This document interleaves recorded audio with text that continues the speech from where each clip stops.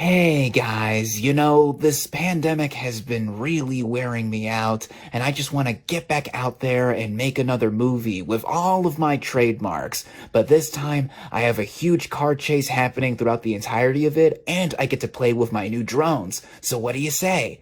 Okay, here's $40 million. dollars. What is up, everybody? Random Man here. I hope everyone out there is continuing to stay safe and be well during this unpredictable time as I am here bringing you my review for Ambulance.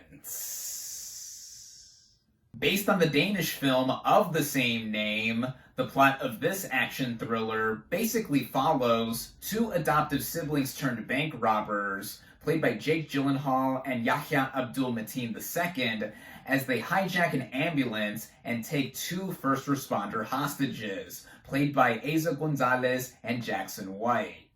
Going into this movie, I was surprisingly looking forward to it, mainly because I am usually not a fan of the director at the helm here. This film is directed by the one and only Michael Bay, one of the most notorious action directors of the last few decades, and he has carved himself a niche in making a bunch of bombastic action fare that has garnered him quite a fan base and also a bunch of haters. Now, I am personally not a Michael Bay hater. I've enjoyed quite a few of his movies before, but it's been quite a while since I've genuinely enjoyed something from him, like, say, 2007's Transformers. This is his first theatrical release in 5 years since the fifth Transformers film, The Last Night, which I entirely skipped out on because I thought the fourth film, Age of Extinction, was awful. I even skipped the recent film he did before this one, Six Underground, as I saw little interest in that. But what got me interested in seeing Ambulance as his latest film was the concept being more scaled back in comparison to a lot of his other big budget films, and the main trio of cast members here. And from the looks of it, it looked like it was going to deliver something that I was expecting it to deliver from the director, and hopefully was going to give something that would show off his filmmaking in a stronger light. And luckily for me, I saw this thing last night in theaters, where it is only currently available. Starting out with the cast and their performances, we have Jake Gyllenhaal as Danny Sharp, the unhinged professional bank robber who loops in his younger brother, played by Yahya Abdul-Mateen II, into helping him pull off this big score worth millions of dollars. Now, Gyllenhaal is already an accomplished actor, so seeing him do something like this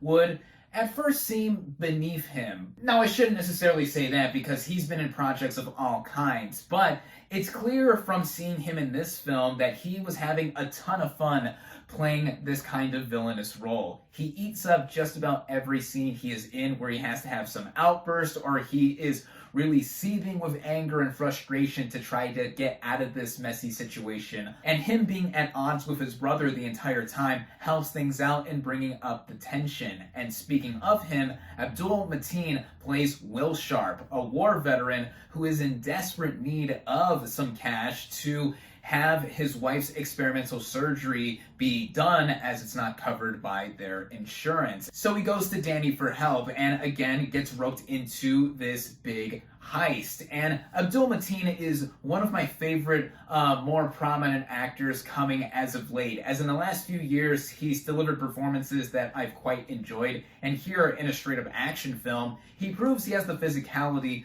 to play this kind of role. Also, with his character having more of a moral center than his older brother, that's what gives this film a lot of its conflict and also a sense of identifiability with someone like him who is hesitant to be in the situation but goes through with it anyway, as it means something for him that he desperately needs. And the chemistry that he has between himself and Gyllenhaal really had me within the film too. I bought them as brothers, and also all of the tensity between them and just trying to figure out what to do. It literally makes the movie move all across it. And also moving along with this film is Asa Gonzalez as Cam, this EMT who gets inadvertently taken hostage when the heist goes awry. First off, orale! I have to shout out my fellow Mexicana here for being a lead in this high-profile film. And secondly, this is legitimately the best performance I've seen from Gonzalez to date. At first, it seems like her character doesn't amount to much. An EMT who is on the job when this bank heist goes wrong and is caught up with these two bank robbers in the back of an ambulance. Her character is introduced as someone who is very skilled at what she does, but doesn't get easily emotionally attached to what she does as well. Or does she? Gonzalez really makes the most out of her role here as somebody I was rooting for the entire time and holding strong against our two other male leads, and especially being cautious of the situation she is in as one of the two hostages in the back of this ambulance with a cop played by Jackson White, who talk about having his character be at the wrong place at the wrong time at this bank, eventually getting taken hostage by our two main bank robbers, getting shot, and being in the back of this ambulance and driving all around LA, and him being mostly motionless throughout the film. But when he is conscious, you can tell that in playing this rookie cop, he does well with the material that he is given here. And it applies with a bunch of the other supporting characters here, mostly, I have to say, because with the writing of this film, which was done by Chris Fedek, and looking at his IMDb, he has mostly done TV credits according to what I saw there before doing this film. So in seeing how this film is set up and executed, we get enough backstory as the movie begins to get to know who these characters are, and it really doesn't take long for the action to come into play. By my estimate, if I remember correctly, about 20 minutes or so into it, we get to the main heist here. And with the concept of this movie basically being a heist film mixed with speed, that had me sold, as I mentioned before, along with our main trio of players. And when we get into it, Michael Bay, in directing a movie that is on this scale, he makes the most of it just like the rest of the actors do. This film, as I mentioned in the intro, was made for $40 million. That is significantly less than a lot of his recent movies that he has done, with a lot of visual effects being put into them. But here, a lot of it does rely on practicality, with how this film is mostly a 2-hour car chase with an ambulance getting tailed by the police, and every mode available that is done to stop them is attempted here. And say what you will about Michael Bay in terms of telling a story, but I have to give the man credit for knowing how to put on a showcase of spectacle within the action sector, as with this movie especially, in it being mostly a car chase with, before that, the heist playing out with a bit of a shootout, and there are other shootouts that happen in between here. This is all well done, and it's clear that Michael Bay was having too much fun using drones for the first time in his filmography, as we get a lot of shots and moments here where there are drones being used for the actual cinematography. Whether it's shots going up and around the sides of buildings in the LA landscape, or even some impressive shots like a drone going under a cop car in a near-miss moment. That stuff really had me. Of course, this isn't a Michael Bay movie without the certain Michael Bay isms or trademarks of his that are in here, whether it does have to do with the action in explosions, a lot of collateral damage being done. But when looking at this movie simply, this movie ludicrously lacks logic throughout it. And it's not even with what Bay is doing and how he is as an action filmmaker.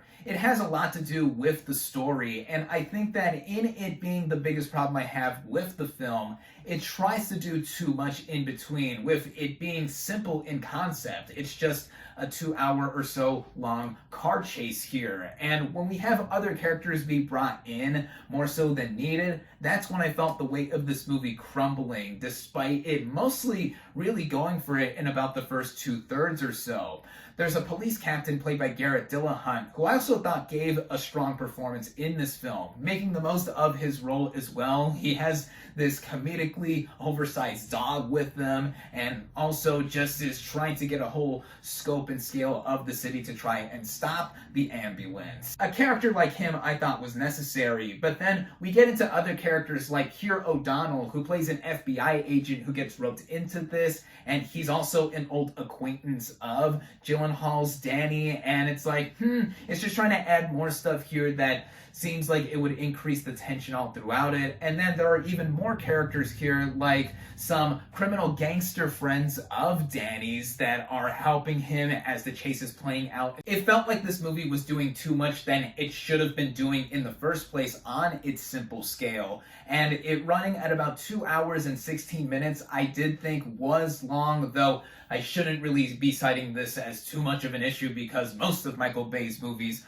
are overlong at going past 2 hours in length, and he has a tendency to be self-indulgent anyway, like him being so self-referential with his other movies like Bad Boys and The Rock are referenced in here. But even with all that, when the movie is doing what it is doing on a basic level, it mostly succeeds in having an entertaining experience overall. As I said with some of the technical elements earlier, with what Bay is doing as Mr. Flash Bang Boom, even how the movie looks overall, it covers a lot of scenery that we've seen in other movies that showcase Los Angeles, and even with how the action is handled, it's a bit frenetic on purpose with the cinematography just being in such close corners in the back of this ambulance and also wider shots of this chase happening. I thought it worked for what the movie was going for stylistically. Also fitting was the original score composed by Lauren Balfe,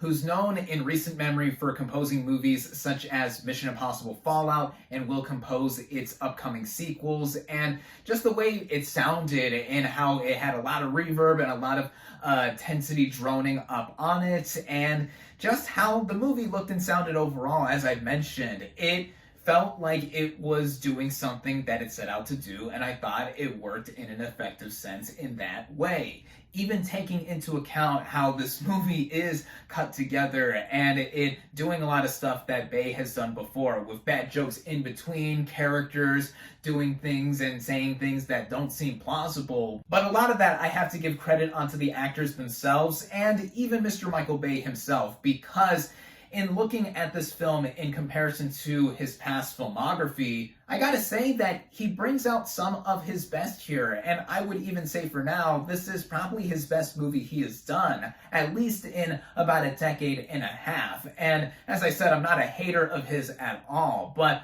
I have to give this guy a lot of props for doing what he does, building a niche for himself and having a fan base that will eat up this movie if you are in any way at all an avid fan of his past work. And I wouldn't exactly say this is a great movie on its own, but it is an enjoyable effort, and I saw this film last night with my dad and he liked it like I did. For anyone who is just looking for pure action that is almost non-stop here, I would be hard-pressed to say that you would be disappointed with what you would see in this film, because it delivers what it sets out to do as that kind of film. For all of what I have said and more, I recommend Ambulance. My final verdict for Ambulance is 3.5 out of 5 stars.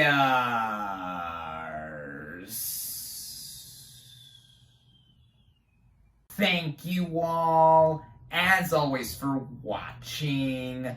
Be sure to like this video, comment on what you thought of Ambulance, social media links in the description, subscribe to my channel for more, and I'll catch you on the next movie review.